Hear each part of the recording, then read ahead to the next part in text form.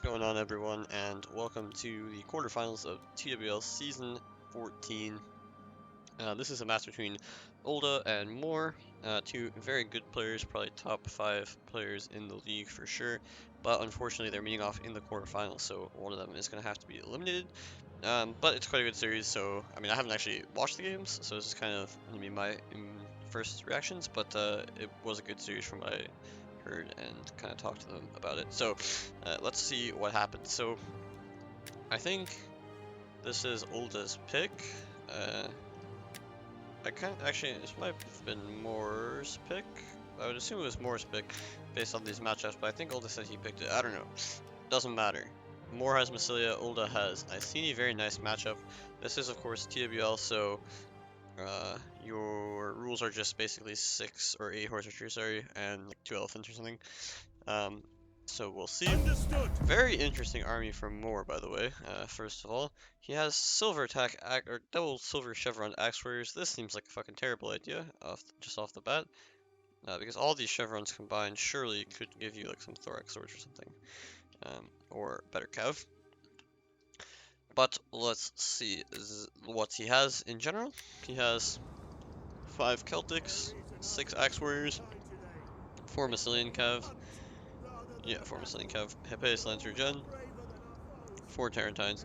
So this matchup is generally, or the way that I've always thought of this is like Massilia is going to have the infantry and cavalry spam against the higher quality of Iceni's units, of course with the elite infantry, even the chosen sword bands. Massilia doesn't want to go for thorax swords, really because they just straight up lose heavily to the chosen sword band. And of course, Massilia has Tarentines for Javcav. Iceni will be lacking all sorts of Javcav, so that's just not going to be good. But Massilia is going to have the better low tier units, and they have the better Cav, with the Massilian Cav being slightly better than the Veteran Riders, I would probably say. Actually, they're probably pretty similar. Both are kind of like a low armor Cav, but the Hephaeus Lancers especially. So it's kind of surprising to me that Morr hasn't taken more Lancers, and all these Silver Chevron Axe Warriors. I don't think there's a reason for this, unless he's done some like high quality testing. But I just think this money 6 times whatever 2 Silver Chevrons is probably pretty expensive. I'd assume that's probably like upwards of 1,000. I'll check after the game. But I would assume it's upwards of 1,000. And that does not seem like a good investment when you could get, you know, a couple more Lancers. We haven't gone over Ulda's build though. He has 2 Noble Riders, or Heroic Riders, sorry, and that's usually, you know, usually you wouldn't do this, but against Massilia it kind of makes sense. Just you need some kind of cav, otherwise you can, like heavy cav, otherwise you can just get kited. He's got 2 Veteran Riders and a Scout Rider there, so 5 cav, but the Scout Riders are pretty shit, Veteran Riders are pretty shit. He honestly has better cav overall though, because there's only 1 Lancer on the field um, for Massilia. He has 4, 6 probably chosen swordband. No need to go heroic nobles here. Your mid tiers are absolutely sufficient. You don't really want to take a lot of cheap infantry as well, because cheap infantry, the regular swordband, just lose to Celtics and lose to Axe Warriors, so they're not great. Levy Free are obviously fine to deal with the cav threat. So he has 3 of them. He has 3 Briton Slingers, going to be quite useful. They can just focus down Celtics and Cav, and Lancers especially, are a good target. And then he also has 2 Chosen Spearband. I get why you'd bring this, because yes, he does have a lot of cav, but arguably they're a bit of a waste, because now he doesn't have that much cav, and now these guys aren't going to do very much. And yes, of course, like they're better against cav than the Chosen Swordband, but realistically, Chosen Swordband are going to do fine against cav. The fact that they have counter tactics is nice and everything, but realistically, you should never get into a fight against a spear where cavalry counter tactics is going to be useful. Like, if your cav are staying in melee that long, you probably made a mistake, and in an extended melee, the Chosen Swordband would do nicely against the Cab as well. Of course, the Spears will do better, but the fact that they can't really do much against the infantry, I'm sure these Axe Warriors will win one-on-one against these guys. Or I'd assume like that's almost certainly the case, especially with the Chevrons. Now these guys feel a bit useless to me, and now they're going to have to spend the game screening Cav, the Jav Cav, so that just makes them a bit even less useless. So, fire coming in on Massilia, he's going to have to run forward here, he doesn't have a choice, so that's what he's doing. Attacking this flank, this is good. You want to remove the defenders of the Tarentines, so the Tarentines can activate themselves. Taking this fire though, now these Celtics are going to be a bit weaker. You know, it doesn't really matter too much, they were always going to lose anyway. Gonna take a Javelin Volley here in the side, potentially. Nope. Okay, we're just going to exchange. Doesn't micro this unit, he gets a charge, but no Javelin Volley. These guys are just going to die, they took the Javelin Volley. Yeah, this charge also not looking great because it's been intercepted by the Chosen Swordband. He realized with Levy Freeman and just runs it away. Very smart move here. Just running away, not letting the Celtics engage the Levy Freeman, instead getting a charge with your uh, Heroic Rider and your Chosen Swordband into this. Great engagement overall. Should go very well for Ulda. DevCav are getting a little bit of stuff here. You know, you could pull this Levy Freeman back, but shooting the Scout Rider is like kind of whatever. Scout Rider, maybe it would be useful if he was like going for a kite, if Missouri was going for a kite, but since he's not, this Cav's not going to do shit anyway, so whatever, it may as well just drive back these Tarantines. Celtics are obviously going to die, but okay, now you get the Axe Warriors in without getting charged. That's very nice, for sure, but I still feel like they should struggle in this matchup, but we'll have to see, since they're going to get in pretty cleanly here. Okay, he does catch these guys, so that's pretty nice. You know, they should be able to easily kill these guys off. They're not going to do any fast kills though, because the mass is different. They just have less mass, but they should kill them because of their spears and high attack. So that's kind of nice. Levy Freeman pretty low. You could honestly, so now come the Axe Warriors into this site as well. You could honestly just charge these guys and kill them off, but whatever. Axe Warriors gonna get in here against the Chosen Swordband, start to take that fight. Honestly, they're doing quite well. I guess it's the combination of that Celtic charge, which, you know, does some early damage, some HP damage to the javelins as well, and then getting that Axe Warrior in without getting charged. Of course, axes are better in prolonged combat than the Celtics. Still would expect the Chosen Swordbands to be better, but maybe without a charge, they actually aren't. I don't know. Here, this Chosen Swordband didn't take quite so much damage because the Celtic didn't get a charge, or a good charge anyway. So that's nice. This Massilian Cav feels a bit exposed here, and Ulda also just has more infantry because these Celtics are pretty much dead. You know, he's got like so much free infantry here, so again, it feels like he should be able to overwhelm, but he doesn't want to expose himself too hard to this Cav in the late in the middle game. Looks like these Scout Riders are getting shot down now. They didn't actually manage to kill this Tarantine, it just ran away, and I guess it's just as fast or something. So Morr managed to micro it. Big fight in the center. The Britain Slinger is doing a good job, but why not focus Cav here? I feel like that's a bit better. These shots are okay, but they're not many of your men are actually shooting because they don't have an angle here. But still pretty decent shots. Chosen Swordband 93. Here the Chosen Swordband are actually, you know, losing this fight pretty handily. So I guess the combination of Celtic and Axe was a good one for sure. 106 here, 94. The Axe Warrior is really proving their worth. This is a bit risky, I feel like. He's sending his Heroic Rider in here. Yes, he caught the General, but there's so much support here. He's trying to flood everything through this gap, which I guess is, you know, a decent idea. But now it's just rear. I mean, he has one unit to defend his rear with his spear, so maybe it's okay. But I feel like the General is just going to get caught out here and probably won't be able to survive because now his rear is just going to be exposed to another charge from the Lancers. He didn't catch the General, so that's going to be a bit rough. Now, Veteran Riders will collapse on this Tarantine, kill it, but it's taking so much fire from these other guys. Won't be able to kill off the Veteran Rider with just Javelins, of course, but, you know, that damage does matter.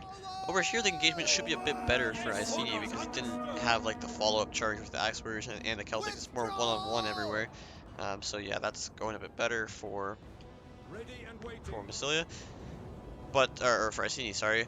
And now it's just a question of, you know, the General's gonna die. He still has a decent amount of cav, but the Iceni, or the Massilian cav is very healthy here. 30 men here, okay, not so much, but 60, 60, 60, like, the Tarantine 60. There's no way, basically my point is there's no way he's gonna be able to keep these slingers alive. And all he has is the Veteran Rider here and the Heroic Rider here. Both are quite healthy, but there's just too much cav here. And they're gonna, you know, just get some rear charges in here and deal with the threat. So, very interesting tactic.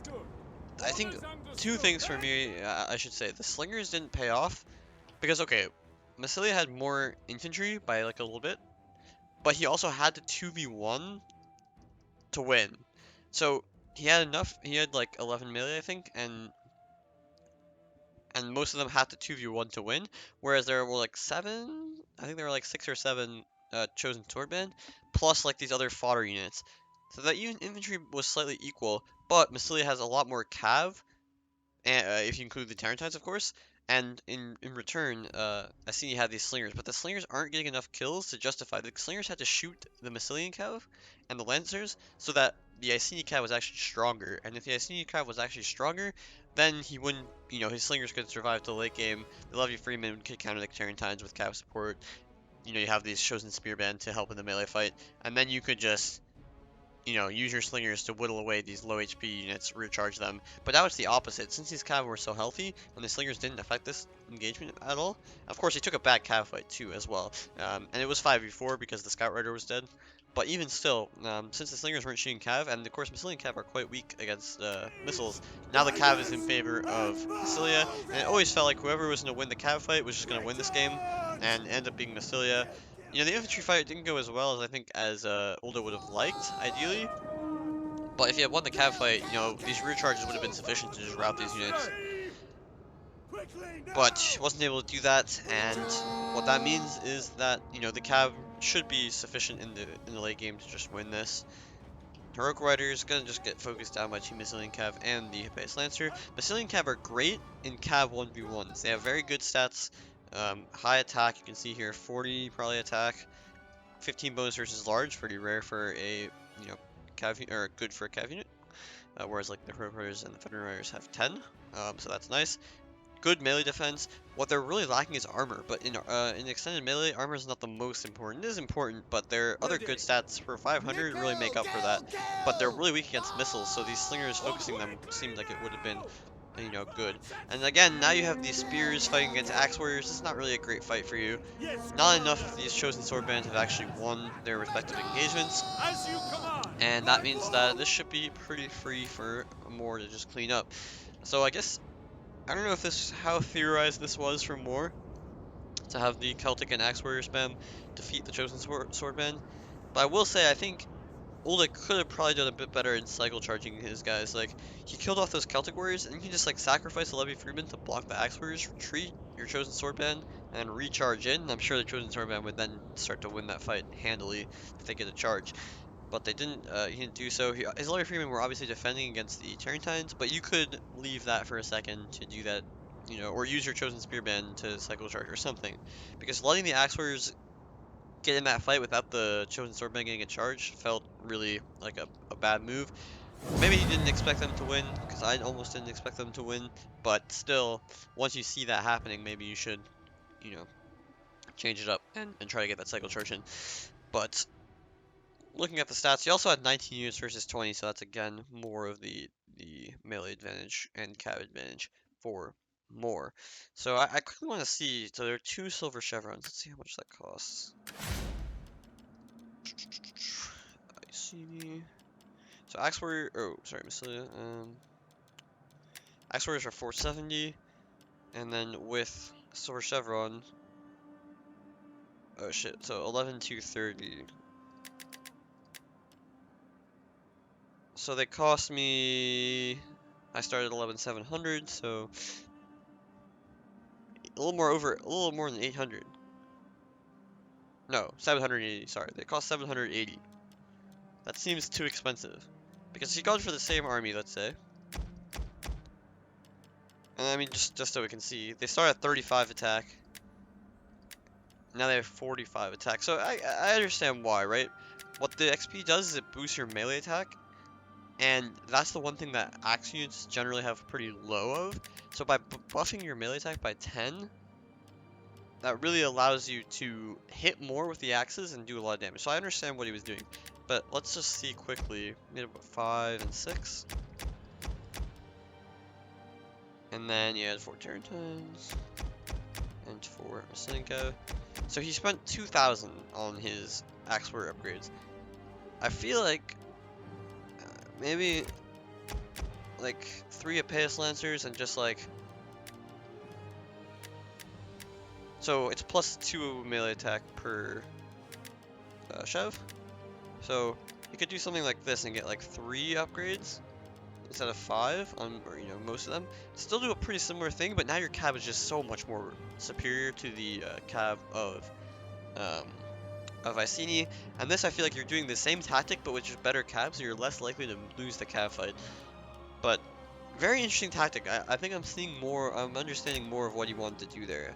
Don't get charged on your axe warriors. They don't take any javelin damage. They come in completely for free, and then they use that really buffed attack to just roll over a charge unit that doesn't get a charge. Just costs a little bit too much for my money. I think there's a way to min-max that where about 2 or 3 upgrades could do a pretty similar thing without having to spend 800 for an Axe Warrior, because they just, 800 for a unit that's not going to win 1v1. He had to use the Celtics as a fodder unit to allow the Axe Warriors to win. Seems a bit excessive, but who knows. I think definitely warrant some further testing, though, upgrading the Axe Warriors like that. Pretty cool. Alright, so let's go into game 2, though. Again, I don't remember who picked this, so it's hard to say exactly who picked what side or whatever. But it's Parthia versus Armenia. Morr has Parthia, Ulda has Armenia. Pretty interesting armies. Okay, really interesting armies. I'll have to take that back immediately. Morr has gone for something I would not take, personally, but we'll see. He's got 5 armored horse archers and 1 Parthian horse archers. I just don't see the benefit in the armored horse archers, especially as Parthia, because as Parthia you have the Parthian horse archers and the Sarmatians that both do 40 damage. And yes, you'll take less damage on your armored horse archers, but like, what's that really gonna give you? I'm not sure. He has 1 Eastern Cataphract, 2 Eastern Cataphract, 3 Eastern Cataphracts, Royal Cataphract General, and 3 Median Cav. And I'm not sure what the Median Cav are here for either. Seems a bit odd to me. And then he has a line of Hillmen. 2, 3, 4, 5, 6, 7 Hillmen or something. So interesting army to say the least. Haven't seen this before, so it'll be interesting. Morr always coming up with some interesting tactics to say the least, so we'll see how he tries to play this. You can see him running backwards immediately because he has a horse archer advantage, and he'll try to skirmish, but again, I just don't think he's going to do that much damage with these horse archers, whereas he would have done more damage with the other ones, but we'll see. 4 regular horse archers for Armenia, and 1, 2, 3, 4, 5 cataphracts plus a royal cataphract gen in the infantry line, so that's very nice. Cataphract force, of course, going to be much stronger than Parthia's cataphracts because of numbers.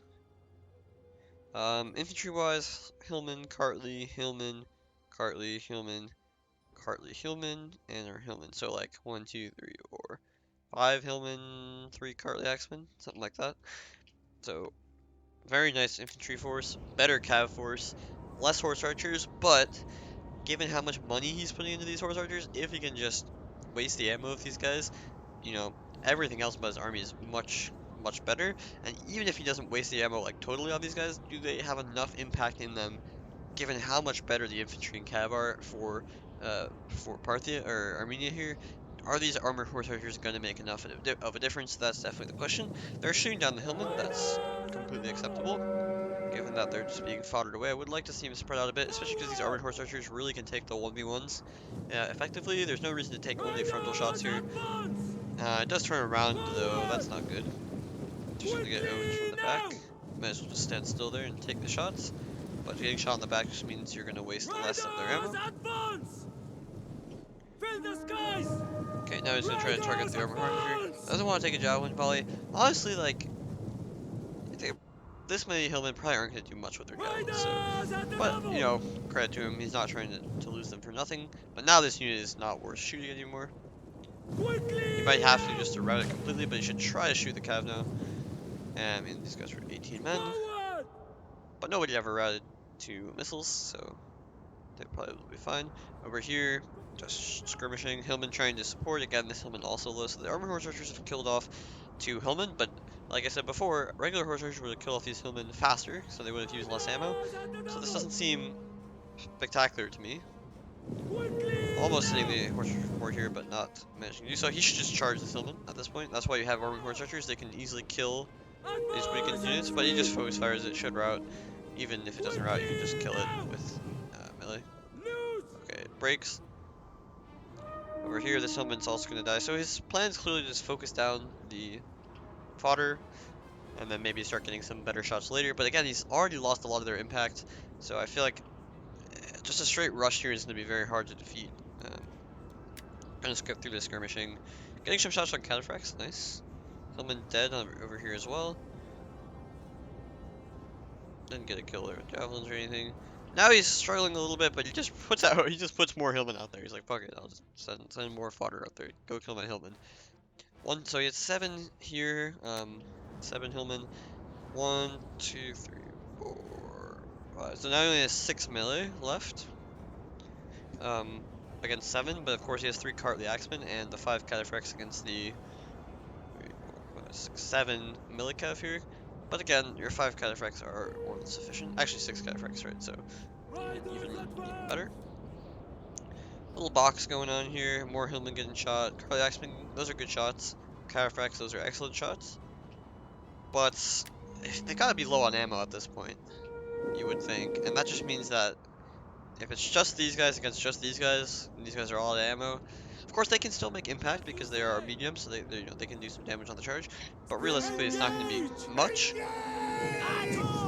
Nice javelin into the cataphract. Too easy to take those. But he just says, fuck it, whatever. I mean, he takes 2 javelin bolts. It's not ideal for sure.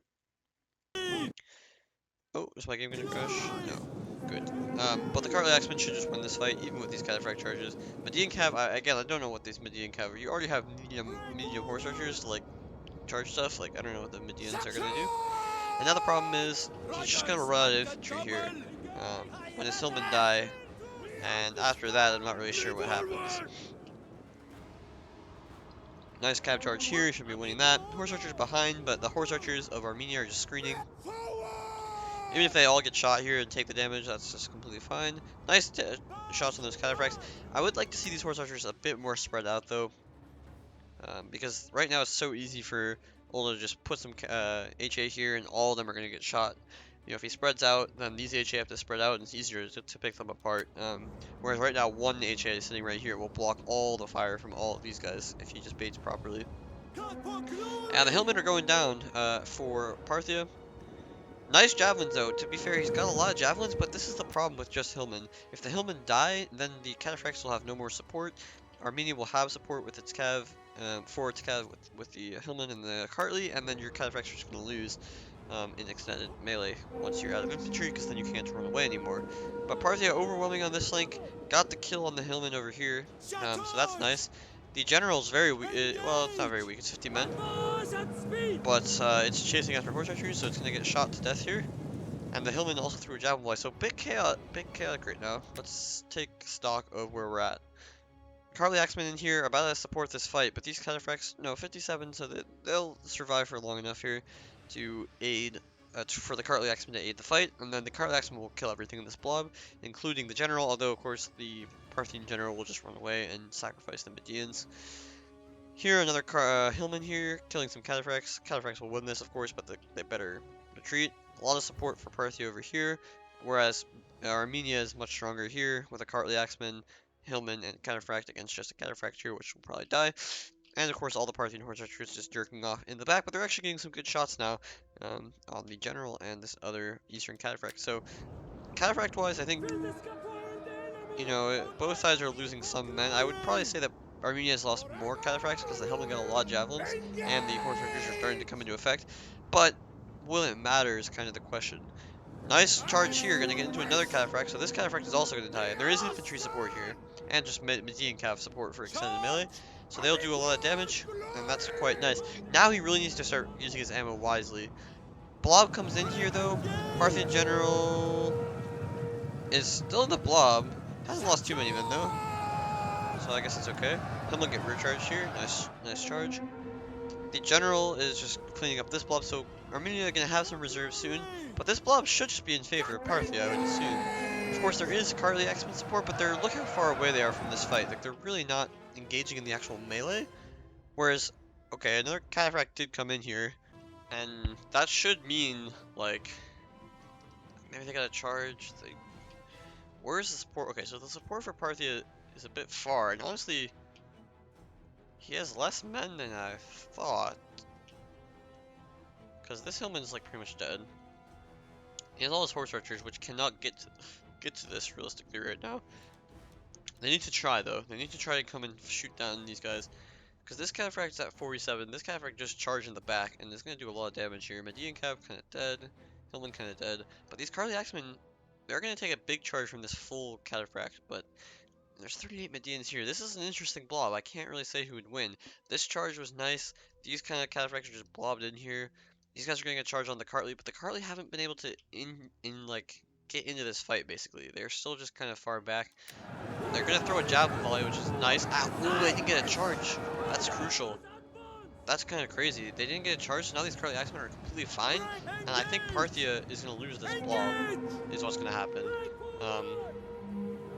And that would be devastating, because now the Royal Cataphract Gen can just get over here and end this fight by coming around the back and just recharging everything. So maybe it was a mistake to leave his general in here. I think if he didn't leave his general in here, he wouldn't be forced to commit to save him. You know, if he had, there's a Median and the general fighting a Cataphract and the Cartly Axemen were coming, just run away with the general, let the Median die, and then he could have just like ran over here where he was winning, regroup with his horse archers, and then this wouldn't be so desperate because Parthia doesn't want to take a fast fight here. Parthia has all the horse archers, and yes, okay, they're maybe low on ammo, but they can still just like kill any like isolated stuff, and then if Armenia is like trying to box in the late game, if they have any ammo, they can just kill the Cav. Or if they don't try to box, you know, they'll still be spread out or something. The horse archers can just come behind. But because he forced a fight in this blob, it was a fast fight, and Armenia had the better cav and the better infantry, so they were always going to be better in a fast fight. But I don't think Morr would have taken this fight if his general wasn't caught in. So he's trying to get his general out now, so maybe he could have still done that earlier. And the horse archers are clearly out of ammo, but they're very tired. He has not been resting them effectively, because the very tired are not going to do shit in this blob. They are killing off these Hillmen and Cartly Axemen, which is nice. Oh, wasting ammo there. Every shot is now valuable. If I'm Parthia, I want to just retreat everything and reset here. Because if he resets outside of a blob, he can just sacrifice his armored horse archers, countercharge with his cataphracts, and win the game. But in a blob, you know, he might just not win this. Clearly his horse archers are out of ammo, but they can still do something in melee. But of course, very tired. He just needs to rest. He needs to get out and rest. But the cataphracts are caught in, and they're very low. Whereas this cataphract 26, or sorry, for Armenia, 29 and 38, but with a big Cartly Axeman that's just obliterating this blob. And this cataphract 41, so much healthier cataphracts compared to 26, 23, and the general at 39. And that's big.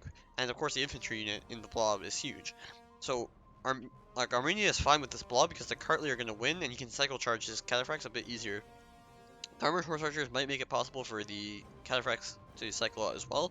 But if I'm Morr right now, I want to just get out, retreat everything that I can out of this fight, and just like reset and wait until my armored horse archers are like fresh, and then commit again. This blob with this infantry unit here is doing him no favors. If he can reset his cav, get to safety, he can just focus this infantry unit by like charging the cataphracts with some fodder units, and then just like obliterating this Cartly Axeman with like a cataphract charge, and then try to tie down the cataphracts and just kill them in the late game. Because Parthia has much more units here, but they're all weak compared to the strength of these cataphracts and especially this Cartly. This Cartly is gonna rack up a fuck ton of kills. So everything just charging into the general, stuff routing. These charges aren't very big, but the Royal Cataphract can get a charge here. This would be huge. This cataphract is just gonna win in melee against these eastern cataphracts. Might take them a while though. And now the Royal Cataphract's getting a charge into the other Royal Cataphracts. Don't think that Ulda's Royal Cataphracts got a charge there, but the Cartly Axemen are just cleaning up. They had 110 kills last time I looked at them, now they're at 150. A lot of horse archer kills, yes, but that doesn't matter because all of a sudden the blob is just breaking up in the favor of Armenia. The Royal Cataphract is low after this charge from the Parthian gen, but not low enough to die before the Cartly Axemen and these other Cataphracts win and save the day.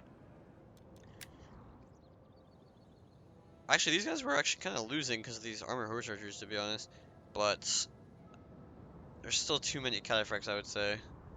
Yeah, these guys lived. He just didn't, oh man, he had this game 100,000% if he just retreated and saved his units. Because there wasn't enough Cataphract health for Armenia to defeat all the horse archers and the Cataphract in extended melee.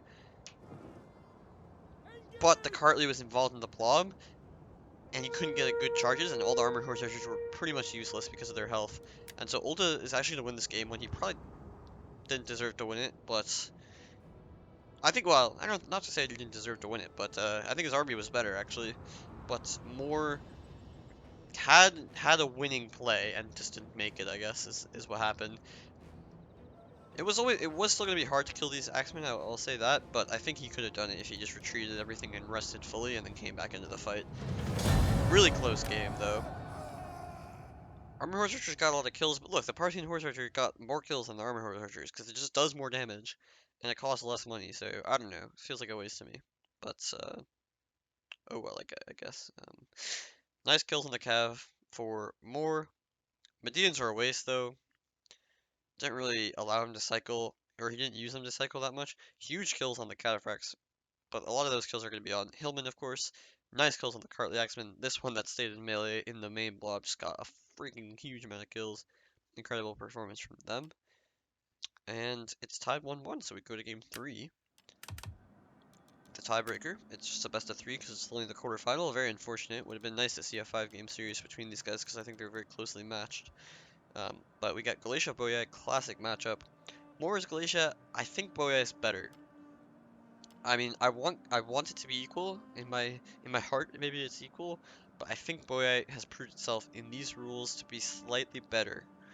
Um, and I just haven't found a way to deal with an Oathsworn yet. The Oathsworn just comes in, wrecks your shit. You have more cav than Glacier, and Glacier, yes, they have better sheep infantry, but they usually just can't bring the same amount of melee spam potential as Boyai and cav spam.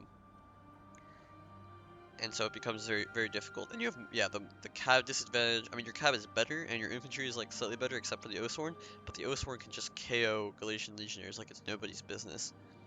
And then you're kind of screwed because the Oathsworn will just break through your line and then the cav numbers will start recharging things. It just seems difficult. So let's see how this plays out.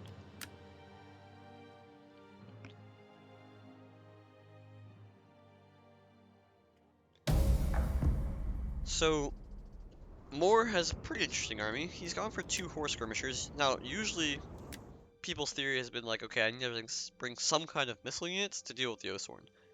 Um, Either Syrians or when if that's too expensive, just like 4 slingers and just try to focus it or 3 slingers or something.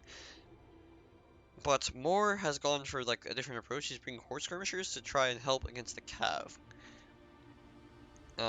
So okay, that reduces one of your problems for sure. Now the cav is less of a problem. Your Cappadocians, your noble horse are very good, um, and these horse skirmishers can shoot the Kev, so okay.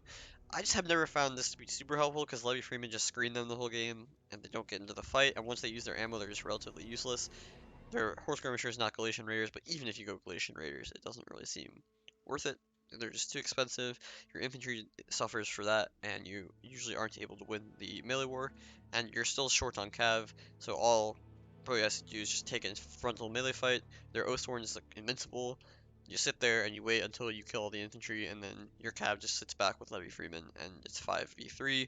The horse skirmishers can't enter the fight, and it can be quite difficult. But the rest of the army is 3, 6, 7 Galatian Legionnaires, 4 Galatian Swords, 4 Freemen, 2 Cappadocians, 1 Noble Horse as you'd expect, and 2 Mercenary Horse Skirmishers. Ulda, I don't like his army for a couple reasons. The Celtic Slingers, like, okay, you can take the Slingers. I think a melee spam is just better. I don't think the Celtic Slingers have a whole lot of use here, but you have the cav advantage, so I understand, late game they can be helpful. But the one thing I don't like that he's done is he's brought a Noble Horse and an Oath Sword, and I think this is a little too much in this matchup. You can see that the cost for him is that he doesn't have that many Sword Followers, because he only has 1, 2, 3, 4 Sword Followers, and 2 Axe Warriors. Okay, 5 Sword Followers, sorry, and an Oath Sword, and 2 Axe Warriors as his melee line. He has 3 Levy Freemen, he has 3 Celtic Slingers, he has 4 Heavy Horse, and 1 Noble Horse Gen. So back to my problem with this army. Basically, he has 19 units first of all, which I don't think is very good in general, but you don't need, I think, both of these units. I think you have 2 ways to play this matchup. You either go for the Noble Horse and the 4 Heavy Horse, and you take your cav advantage and try to like take a bunch of Sword Followers, just rush, use your cav advantage to surround. Or the more meta way, I think, is to take 5 Heavy Horse, so don't take the Noble Horse, and just put your General in the Oathsworn. It's a bit risky because you can get focused, but I've never found that to be particularly effective anyway, because you just have so many melee units.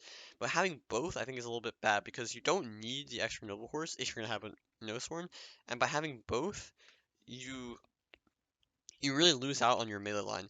And the problem is, if Galatia can win in enough other places where the Oathsworn isn't, then you're in trouble. Because yes, the Oathsworn will break a hole, but you're just outnumbered in the melee so hard. So 2, 4, 6, 7 legions against, what we say, 5 sword followers? Yeah, 5 sword followers in the Oathsworn. So there's an extra Galatian legionnaire that has no mid-tier answer. And then you have the 4 Galatian swords against, yes, axe warriors who will beat them, but there's only 2 of them. So there's like 3 extra units, melee units, unaccounted for Boyai, and that's a really big problem because then you are the one getting surrounded. And yes, your Oathworm can break a hole, but if you can't maintain that momentum forward with the rest of your army, the Oathworm will break a hole and just get surrounded late game.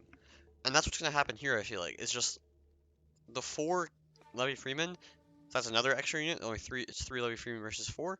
And the extra melee units are just gonna create an impact on the flanks where the Oathworm isn't. You can see the Oathworm is dead in the center here.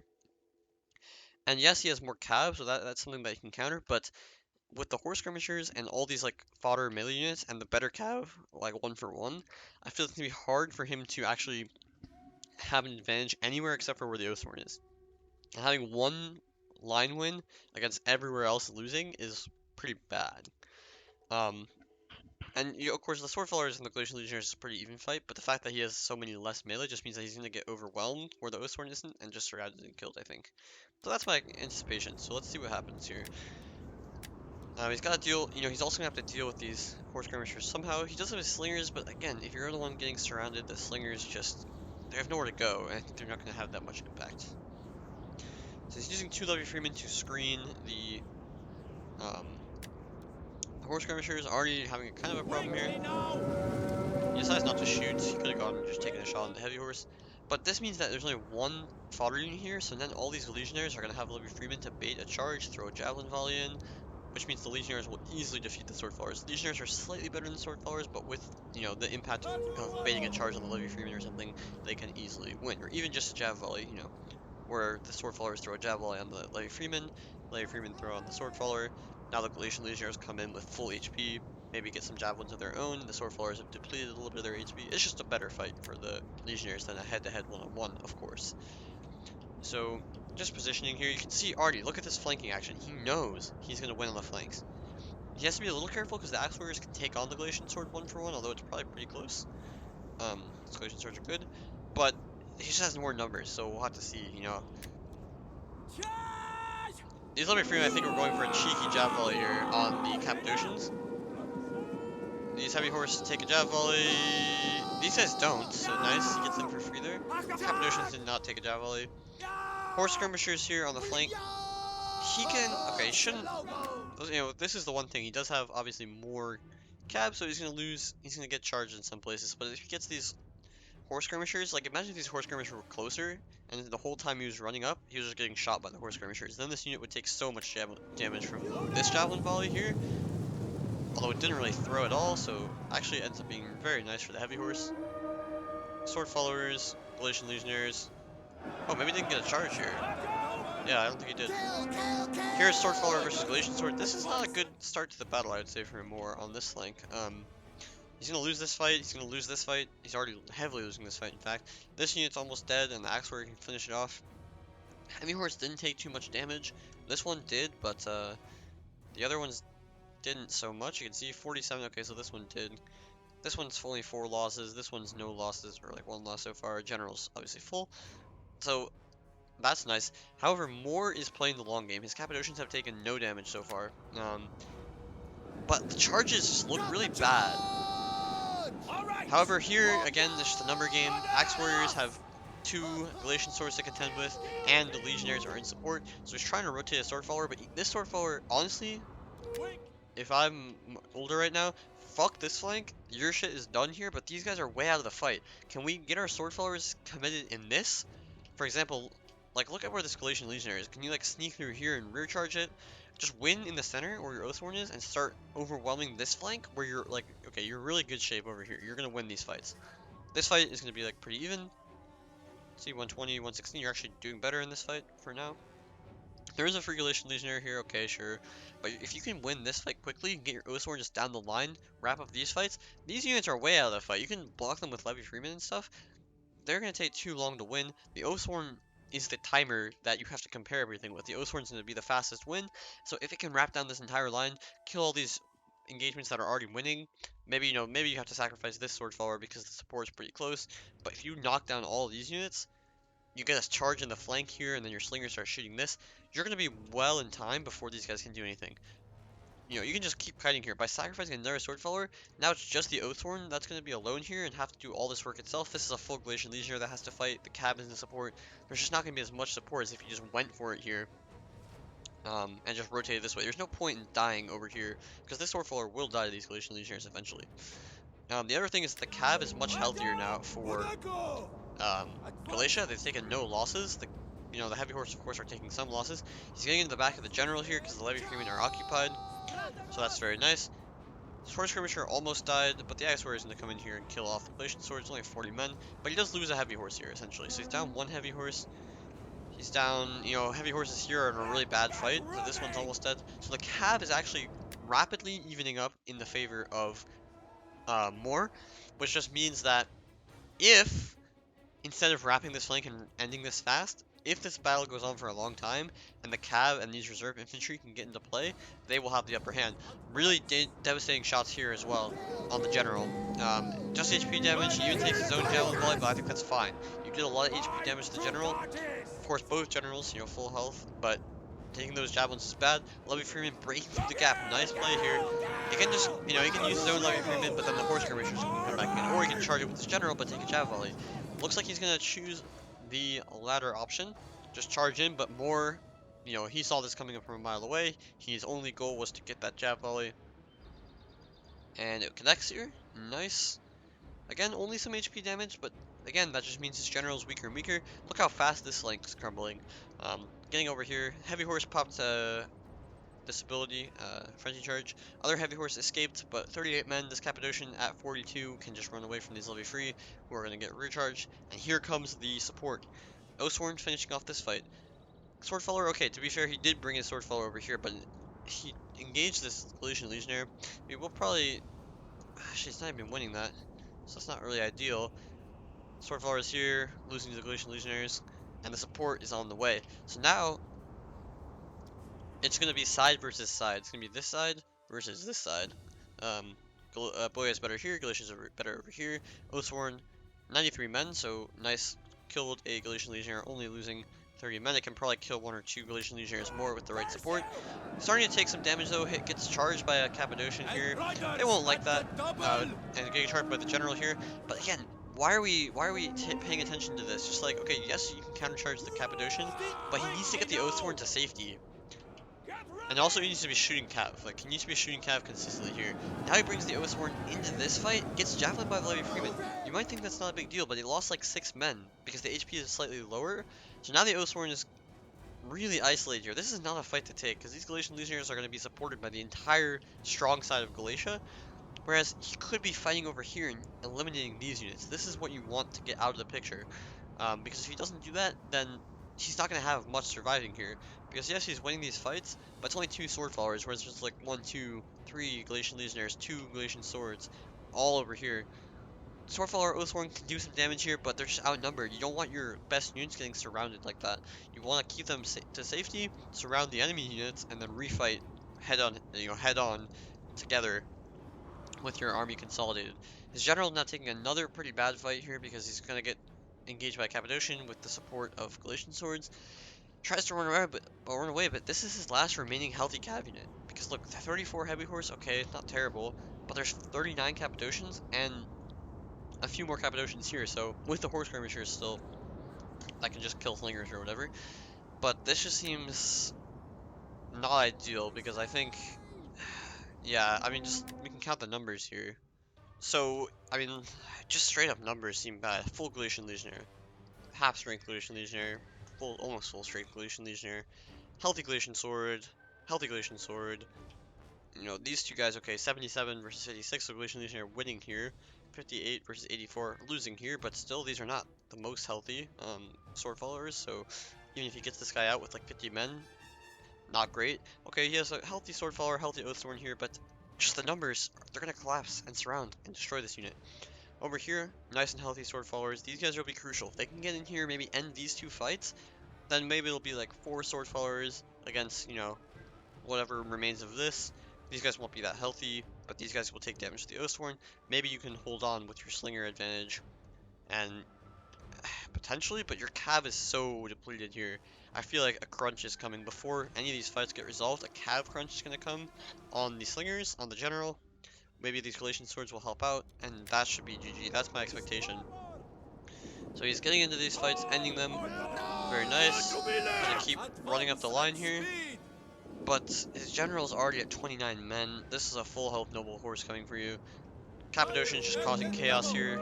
Swords engaging, not even fucking with the O-Sword. It doesn't even matter. If you can kill the general and all the slingers, the fact that you didn't kill this O-Sword won't matter because you'll recharge all of these fights instead. And then the O-Sword, yes, it'll do okay against these Galatian Legionaries, but it's already winded. It already didn't really get a good charge here. These units in support can then recharge the O-Sword. You know, he's going to wrap up this line pretty fast, but he can't even get these sword followers into play because he's still fearing what's happening to his general. More, maybe chasing the general is not the most necessary thing here, but it shouldn't even matter at this point. All the slingers are going down, the support for Galatia, the extra melee units coming into play, and just there's not enough units for Boya to deal with this. The slingers are getting caught. This feels to me like the reverse of what normally happens. Like normally Galatia is the one with the slingers or the archers to kill the Oathworn, and Boya just rushes them with melee spam and just like overwhelms them. And like, you know, right now Galatia has more cav than Boya, but usually Boya is the one with like the 5 cav rushing in to try to surround the archers of Galatia and take them out with their melee rush. But here it's like Galatia surrounding and getting to the slingers of Boya. It seems like a bit reversed and maybe not necessary. The general, 19 men here, gonna get collapsed on by the general of Galatia. So this guy's just dead. Again, this Oathhorn even losing now to the Galatian Legionnaires. Nick started melee because they didn't get a charge. They got a lot of kills, obviously. 200 kills, they did perfectly fine. It was kind of the rest of the army that didn't clutch up, but this is over. And Ulda, or sorry, Morr is going to win. Very contested series for sure, but ultimately, 2-1 seems like a fair result, I would say. But yeah, we can look at the kills quickly and just like the fact that he had so few melee and just got rushed by all these melee, he used his cav so aggressively and it kind of worked out, but it meant that late game when Morr's cav was completely healthy, Morr knew that he could take a few charges and still have so much more melee infantry that he could just surround Boei late game. The Oathworn got its fair share of kills. Sword followers, you know, mixed and matched. Some fights they won, some fights they lost. But it's just those 4 units on the right flank of Morr, the 2 Galatian Legionaries, sorry, and the 2 Galatian swords, basically went unopposed and just collapsed on the archers. 2 of them were like the support for that late game cav fight.